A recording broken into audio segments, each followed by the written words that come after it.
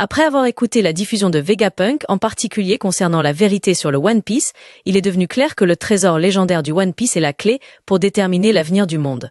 Cela a été confirmé directement par Vegapunk lors de sa diffusion il y a quelque temps. Vegapunk a clairement déclaré que le destin du monde dépend de celui qui trouvera le One Piece. Il y a beaucoup de gens dans le monde entier qui cherchent ce trésor légendaire. Cependant, ce sont les Yonkou qui sont les plus proches de ce trésor. Ce chapitre montre la situation actuelle de tous les Yonkou. Luffy, qui est actuellement en route vers Elbaf, n'est plus qu'à un pas de l'île de Laugh-Tale, car il possède déjà 3 copies du Road Poneglyph. Il ne lui manque donc plus qu'un seul Road Poneglyph pour compléter les indices menant à Laugh-Tale. L'équipage du chapeau de paille, Nico Robin peut lire les écritures anciennes. Il n'y a donc aucun problème pour eux à comprendre le contenu des Road Poneglyphs. Ensuite, nous voyons Kurohige sur l'île de Hachinosu. Il a également obtenu une copie du Road Poneglyph de l'eau après l'avoir vaincu sur l'île Winner il y a quelque temps. Comme Luffy, sa copie n'est pas encore complète. Les pirates de Kurohige ont kidnappé Charlotte Pudding car elle appartient à la race des 3 yeux. Comme nous savons, lorsque Pudding éveillera le pouvoir spécial de sa race, elle sera capable de lire les écritures anciennes des Road Poneglyphs. De plus, Katakuri est brièvement montré sur Whole Cake Island, rassemblant ses troupes pour sauver Pudding. Katakuri ne rassemble que des soldats puissants, tandis que les plus faibles sont ordonnés de rester à la base. Katakuri ne veut pas que d'autres deviennent victimes des pirates de Kurohige, il emmène donc uniquement ceux qui sont forts pour secourir Pudding. Il a également ordonné à quelques soldats suffisamment forts de rester sur Whole Cake Island pour protéger leur base au cas où quelqu'un d'autre attaquerait. Katakuri a déjà un plan avant d'attaquer l'île de Hachinosu et cela concerne la Cross Guild. Enfin, nous voyons également le quartier général de la Cross Guild, qui est très animé car de plus en plus de pirates souhaitent rejoindre leur groupe. Sûr, Crocodile et Mihawk ne prennent pas de nouveaux membres à la légère. Ils sélectionnent sérieusement ceux qui méritent de rejoindre la Cross Guild avec des accords spécifiques. Katakuri, qui prévoyait de se rendre d'abord à la Cross Guild, souhaite également s'allier avec eux.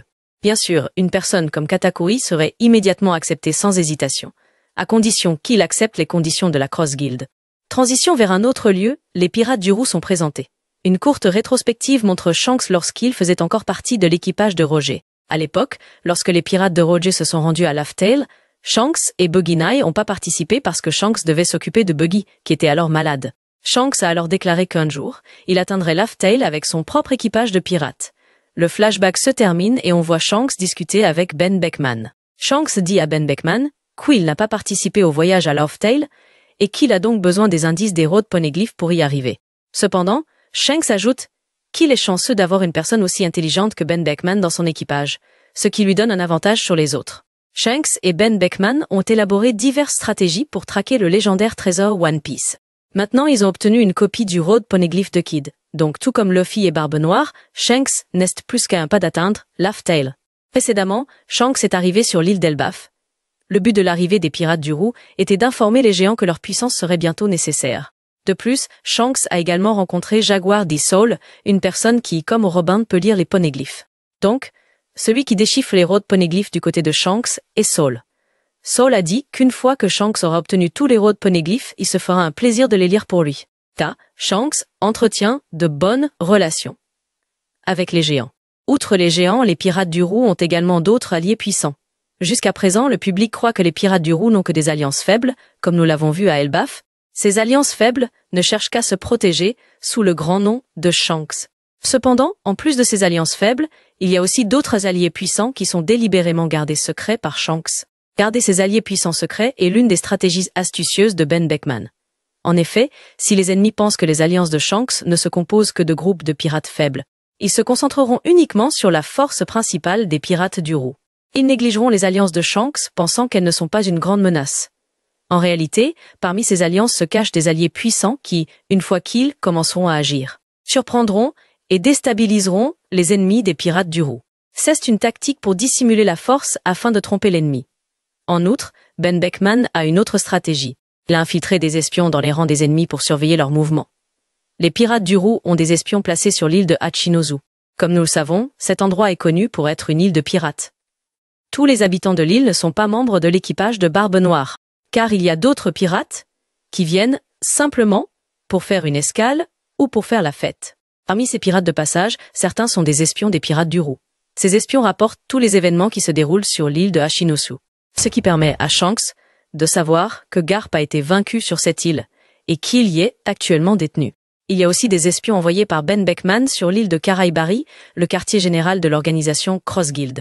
Infiltrer des espions là-bas est relativement simple. Comme nous le savons, Cross Guild offre des primes pour les membres de la marine. Si l'espion des pirates du Roux n'a qu'à vaincre un marinier ayant une prime, puis l'amener au quartier général de Cross Guild pour l'échanger contre une récompense. Après cela, l'espion peut proposer de rejoindre la Cross Guild. Ben Beckman sait que Cross Guild est un groupe nouvellement formé et encore en développement, ce qui les rend ouverts à accepter de nouveaux membres. Espion des pirates du Roux est également très puissant, ce qui garantit presque son admission au sein de la Cross Guild. De plus, les pirates du Roux entretiennent des relations avec la marine et le gouvernement mondial. Des personnes collaborent avec eux, ce qui permet aux pirates du Roux d'obtenir facilement de nombreuses informations.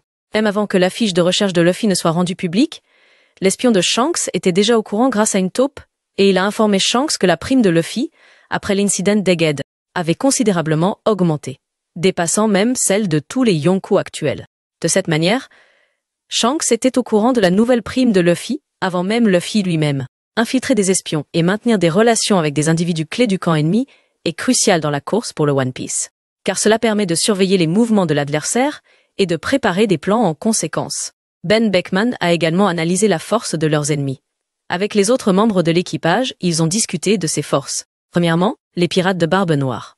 En plus de Marshall D. Teach, deux autres membres méritent une attention particulière dans ce groupe, à savoir Kuzan et Shiryu.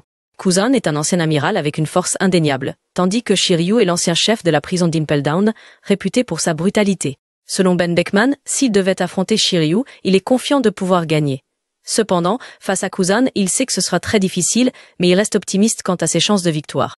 Ben Beckman n'est pas effrayé par la puissance de niveau amiral, car lors de la guerre de Marineford, il a calmement pointé son arme sur Kizaru, un amiral. Ben Beckman est un utilisateur exceptionnel du haki. Il maîtrise les 3 types de haki à un niveau très élevé.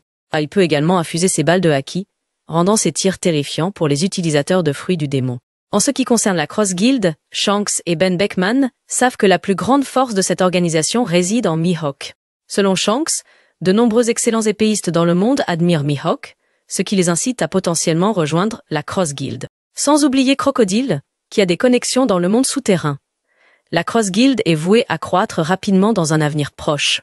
Cependant, ils sont encore loin d'atteindre l'île de Lovetail, car ils ne possèdent pas encore les copies du Road Poneglyph. Si Katakuri les rejoint, il pourrait leur fournir une copie du Road Poneglyph de Big Mom. Cross Guild a besoin de 4 copies du Road Poneglyph pour atteindre l'île de Lovetail. Fi, Barbe Noire et Shanks doivent trouver l'homme avec les cicatrices brûlées pour obtenir le dernier Road Poneglyph. Ces 3 Yonkou sont les principaux prétendants dans la course au légendaire trésor du One Piece. Voilà les éléments intéressants du chapitre 1124. Qu'en pensez-vous? N'hésitez pas à partager votre avis dans les commentaires ci-dessous.